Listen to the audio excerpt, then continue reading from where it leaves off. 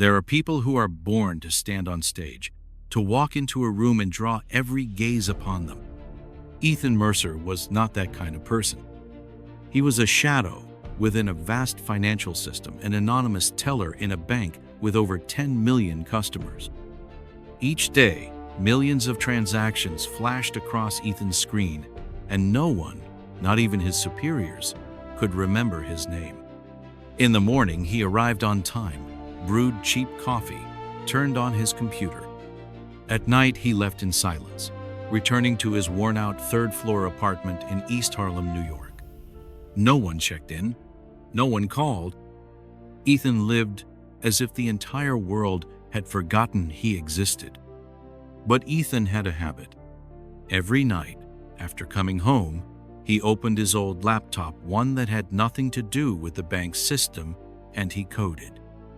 Not for fun, not to impress, but like a self-taught musician playing a symphony only for himself. He had once dreamed of becoming a cybersecurity engineer. But student debt, his father's illness, and dozens of rejected applications had pushed him into the bank a data laborer, buried in spreadsheets day after day. Until one day, he noticed something. A customer account flagged a transaction that was off by exactly 1 cent. They didn't ask for a refund, they simply found it odd because of the uneven number. 1 cent. A mistake so small it was almost laughable. But Ethan, with the instincts of a cornered programmer, couldn't let it go. He began to think, if I skim 1 cent from every account, how much would that be? The bank had around 10 million active accounts. 1 cent from each account equals 100. And if he did it 10 times a year, $1 million. And no one would notice. No one checks transactions that small. No one calls customer service over a missing cent. And that was the beauty of it.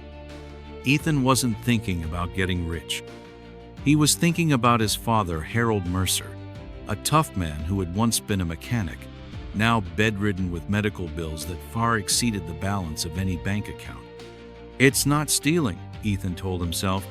I'm just reclaiming a bit of justice from the system. But there was one major problem. Ethan didn't have access to high-level systems. He was just a data entry clerk. So he had to code.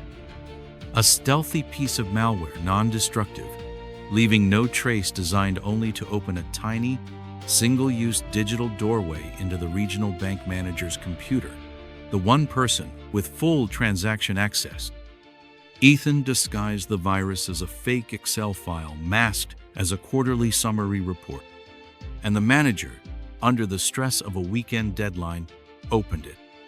A few hours later, Ethan had access to a system he'd never even dared to dream of. But that wasn't all. While exploring the manager's personal files, he stumbled upon something even more surprising. A string of intimate emails and private photos between the manager and a junior employee. A scandal. And if it got out, his entire career would collapse. Ethan stored the files in an encrypted folder, not for blackmail, just for protection. Now I have both access and leverage. Step by step, Ethan expanded his access. His virus spread through the internal network from IT to human resources, gradually gaining hidden administrative control. The final target, the central computer of the system administrator. Only there could he modify mass transaction orders. After a week of surveillance, Ethan pinpointed the perfect moment. The Friday night shift. No one checked the logs. The servers ran in semi-automated mode. He uploaded the final script, a single line of code. Deduct 0.01 from every active account. Transfer to wallet X. Randomize deduction times. Leave no direct logs. He pressed enter. No alarm sounded. No error message appeared. No one noticed. And 45 minutes later, 14321 had been transferred to an anonymous digital wallet Ethan had created 3 months earlier, funneled through layers of digital laundering. He didn't spend a cent on himself. He paid his father's medical bills. He cleared the family's bank debt, freeing them from relentless collectors. And the rest he moved to a Swiss account, ready for a new life somewhere. No one knew his name. I did it. Ethan looked out the window. The city still glowed brightly, unaware. Just 1 cent, the kind of thing people wouldn't bother to bend down and pick up, had changed the entire fate of a man. But there was one thing Ethan didn't know. Not every missing cent goes unnoticed. An internal security technician, quiet, always on the night shift, began to notice a strange pattern in the logs. A series of small behaviors, nothing obvious, but repeating, like someone was doing something very sophisticated. He saved the pattern and started digging. The penny was gone, but the story was only just beginning. 3 days after the transfer, Ethan Mercer sat in his run-down rental apartment on the outskirts of the Bronx. The room looked the same, flickering fluorescent lights, unwashed dishes, the computer still running. But Ethan was different. He had moved all the money through 4 layers of anonymous accounts, used automated trading models with cold wallets, laundered it clean, and locked the assets into non-identifiable tokens. No credit cards, no contact with anyone, no visit to his father, no Wi-Fi. He thought he was safe. That night, as Ethan was typing the final line of code to check for any remaining log traces in the bank system, the TV in the living room flickered on. The late-night news. Howard Drexler, regional director of the FRC banking system, was found dead in his private office. Police have issued a preliminary statement. Sudden death due to stroke. No signs of violence. Ethan froze. Drexler, the first person Ethan had infected with his code, the one with root access, was dead. No suicide note. No witnesses. No cameras. Just a sudden, quiet death in the middle of a workday. Ethan felt his throat go dry. His mind began to race. Maybe he took his own life, afraid of being exposed. Or someone silenced him to cover the trail. He tried to swallow the chill creeping down his neck. But that night, he didn't sleep. The next morning, when he opened his laptop to check email under a masked identity, a new message appeared. No sender address. No subject line. Just one sentence, accompanied by a small attachment named re-start.sys. Do it again, more this time. Below it were shipping instructions, an encrypted hard drive, and a burner phone. Ethan shut the laptop immediately. He burned the SIM, ditched the phone, cleaned up and changed locations. But a week later, when he visited his father at the nursing home, he saw a small round slip of paper lying on the dining table. No words, no address, just a pencil sketch of a coin. Ethan picked up the slip of paper. His hand trembled slightly. It's not about money, not about data. They want me.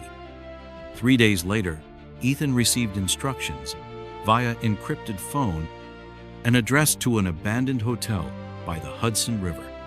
He arrived on time, empty-handed, heart pounding in his chest.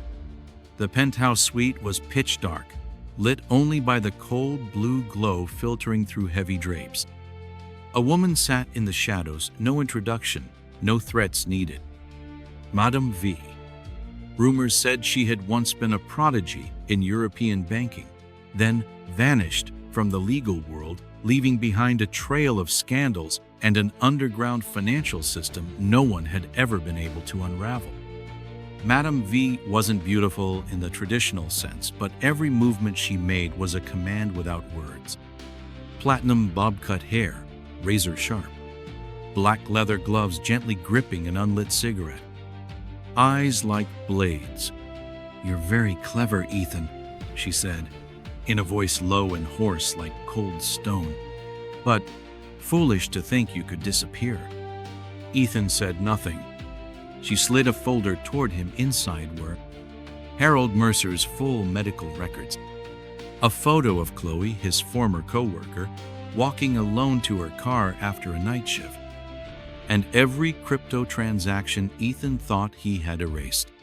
"I don't care why you started," Madame V said with a slight curl of her lips. "I only care about this. Do you want to live? No threats, no chains. Just a logic that couldn't be refused. You don't do it, the girl disappears. You do, your father gets a few more years. And we protect you from something far worse." From that day on, Ethan was no longer a lone man hacking a bank to change his life. He became a root part of an underground tree buried deep within the global financial system. He rewrote code this time, not to skim a cent, but to create vulnerabilities in credit card networks, deploy bots to manipulate stock prices, route illicit funds for phantom organizations, jam aid wallets of charities that refused to cooperate. And Ethan knew every line of code he wrote was no longer invisible. It was blood of those who lost their homes, their medicine, their hope, because of a single command he typed in the dark. One night, the screen lit up with a warning. Transaction declined. New Hope Pediatric Fund. Insufficient assets. He opened the system log. One of his own bots, controlled by Madame V, had drained the organization's wallet in less than a second. Ethan stared at the line of text. His hands fell from the keyboard. His whole body went limp. I'm not me anymore.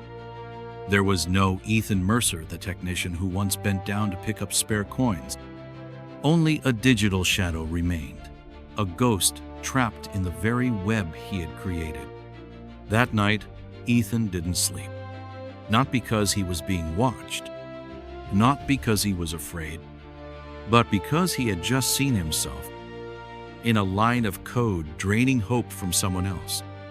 He sat there, in the dark, the cold blue glow of the monitor casting onto his strained face. His cheeks sunken, dark circles under hollow eyes.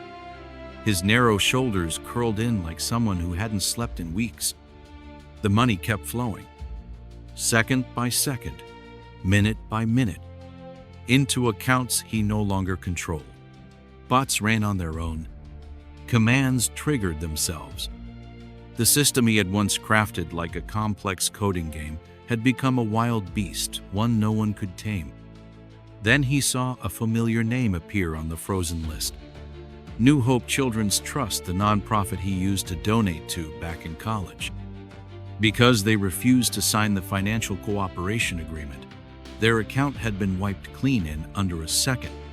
I used to be that broke student living off instant noodles, still scraping together $10 a month for those kids.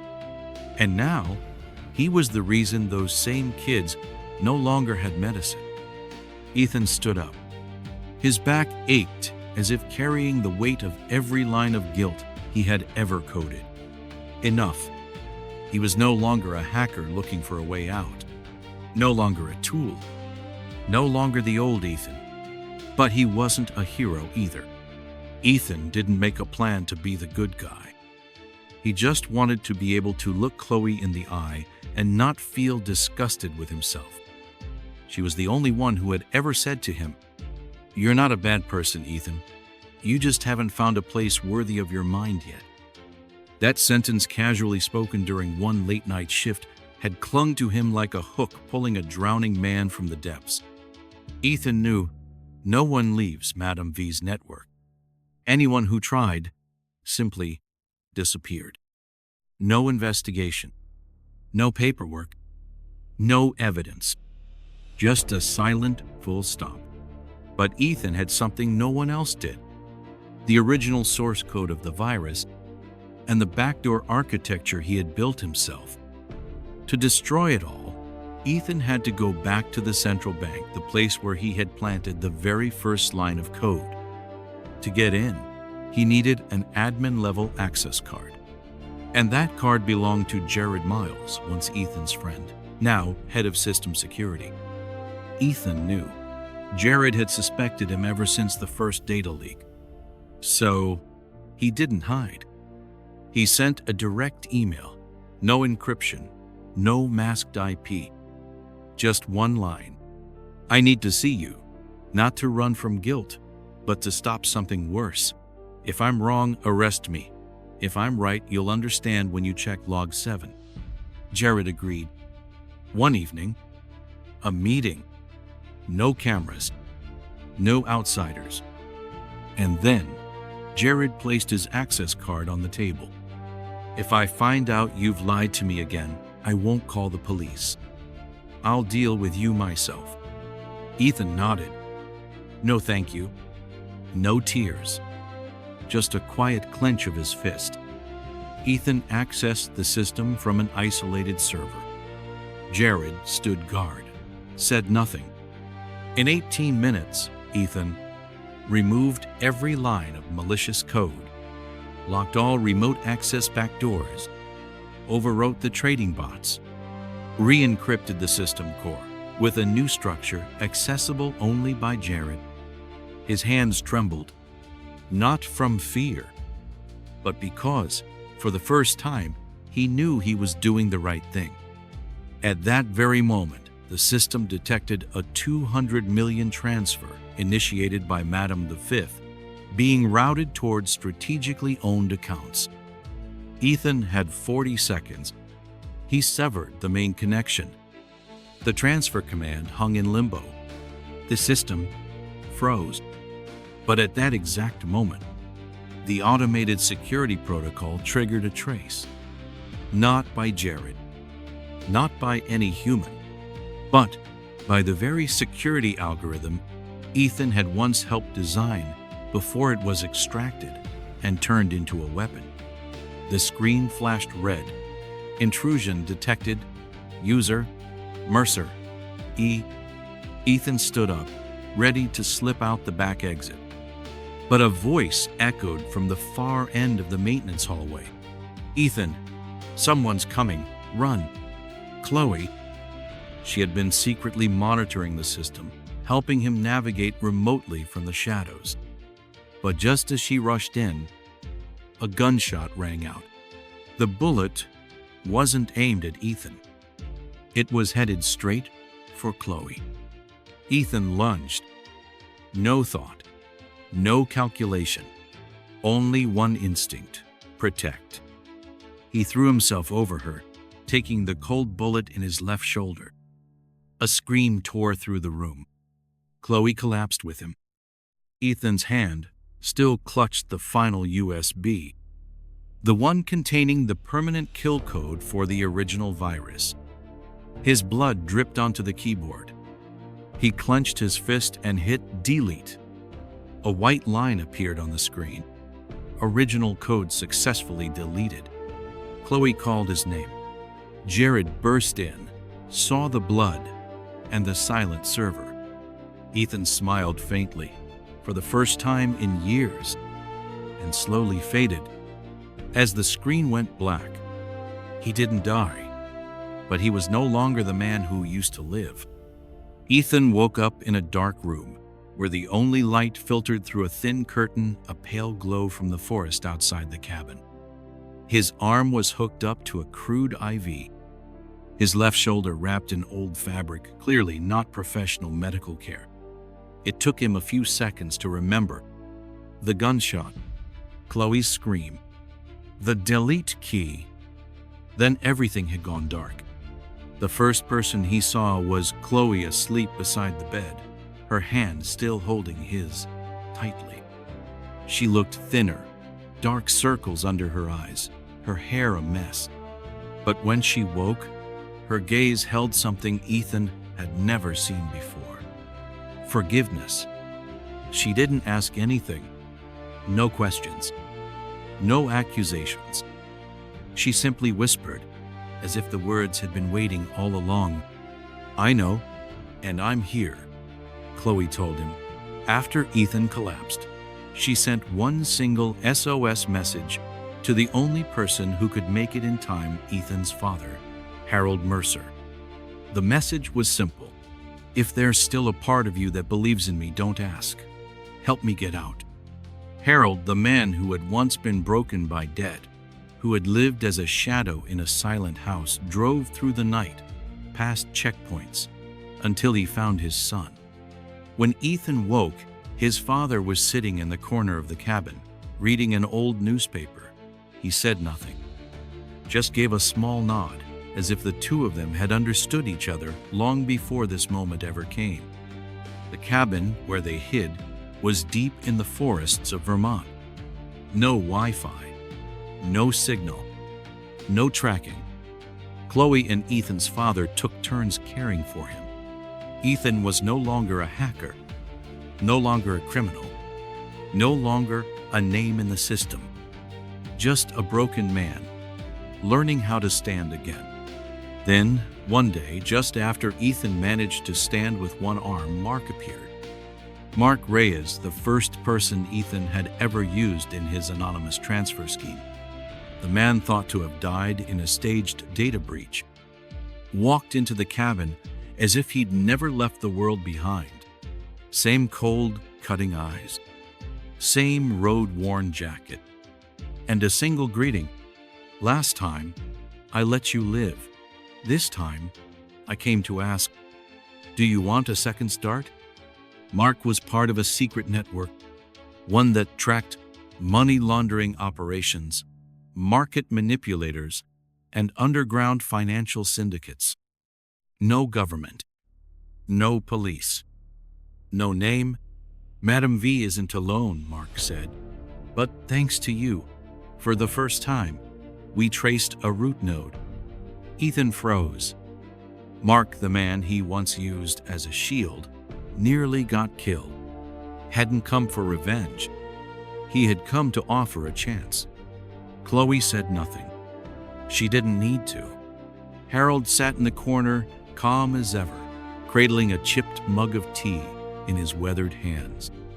He took a quiet sip, then looked at Ethan with tired, steady eyes, and spoke just one line. "If you're still alive, don't waste it." Ethan said nothing in return, but in that moment, he understood. You couldn't erase the past. Not the choices, not the damage, not the shadows. But you could begin again. Not to chase redemption, not to seek praise, not to get rich, but to stop the wrong from spreading further, to make sure no one else got pulled into the same abyss he had barely escaped, to make the system bleed a little less, one line of code at a time. Ethan stood in front of the mirror. No more IV lines, no more blood seeping from his left shoulder, just sun-darkened skin from the forest, red-rimmed eyes from sleepless nights, and a dark t-shirt speckled with a few torn stitches. But the man in the mirror was no longer Ethan Mercer, not the black bank clerk renting a room in the Bronx, not the guy who skimmed 1 cent from 10 million accounts, dreaming of a different life.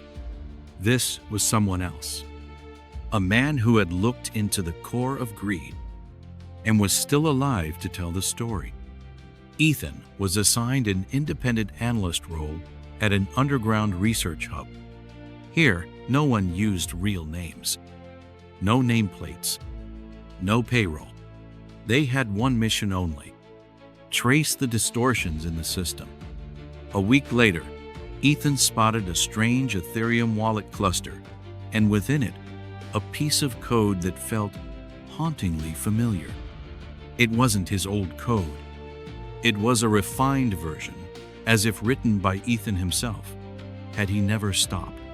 It was a self-learning AI network, capable of embedding hidden money transfers within fake NFT transactions, harmless-looking images, concealing thousands of micro-fragmented and anonymous transactions. Ethan traced the activity.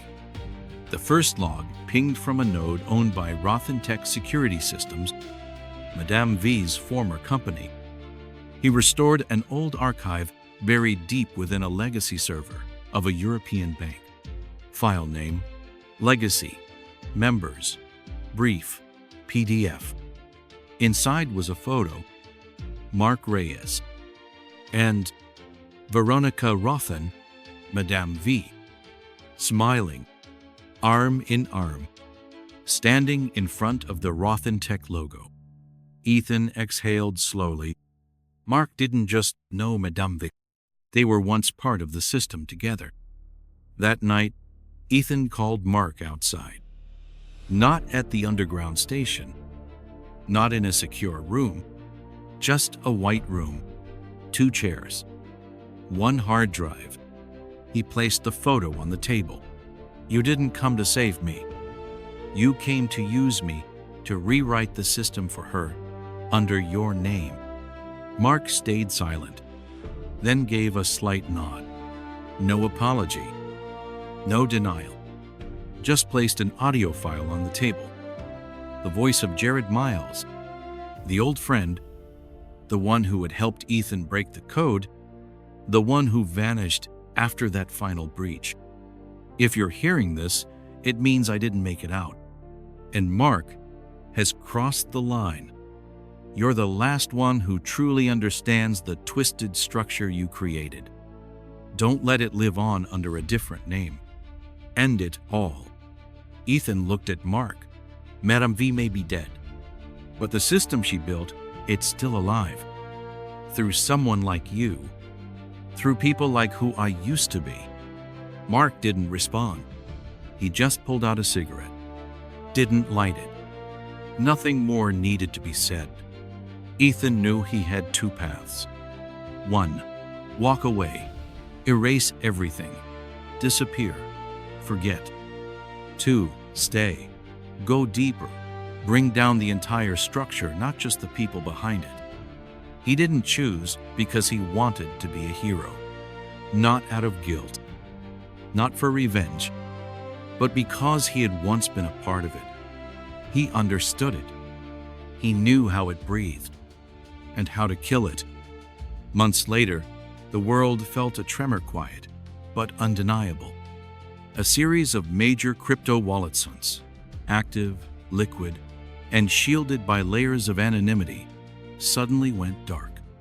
Gone, drained, silent. In Eastern Europe, an underground credit card processing network cone that had operated untouched for years collapsed overnight. Its servers wiped, its operators vanished. An investment fund, long suspected of funneling money into phantom organizations, was frozen without warning, its assets locked, its trail severed. And somewhere, buried within the contorted, encrypted core of Rothentech's ghost systems, a self-destruct protocol silently activated. No alert, no countdown, just a clean erasure, systemic and final. Every remaining access point gone. No forensic trail, no breach report, no signature. No one knew who had done it. No one took credit. No name was attached. Only silence remained. And the undeniable sense that someone, somewhere, had pulled the plug. Only 1 log entry remained, buried deep within a forgotten test server, encrypted so thoroughly it evaded even the most advanced forensic tools. It wasn't tagged. It wasn't time-stamped. It had no author. Just a single line of text. Sometimes, the most dangerous thing isn't the thief. It's the system that makes everyone believe. It's just 1 cent. What harm could it do? No signature. No origin. But to those who found it, it felt less like a warning and more like a confession. Ethan Mercer didn't become a hero. He wasn't the man who stood before crowds, basking in applause. He didn't walk into a courtroom to confess or offer redemption in front of flashing cameras. There was no final speech, no headlines declaring, a fallen hacker turned savior. No medals, no monuments, no name etched in any official record. He simply disappeared, slipped through the cracks of the very system he once infiltrated, faded into silence, like a ghost erasing his own shadow. No trace, no farewell, just absence, clean, deliberate, and absolute. And yet, in the quiet aftermath of his vanishing, something profound remained. A system collapsed, not just lines of code, but the very architecture of control and manipulation. And in the ruins of that hidden empire, there was something new. A crack in the concrete, a sliver of light, a fragile but undeniable chance for the world to begin again.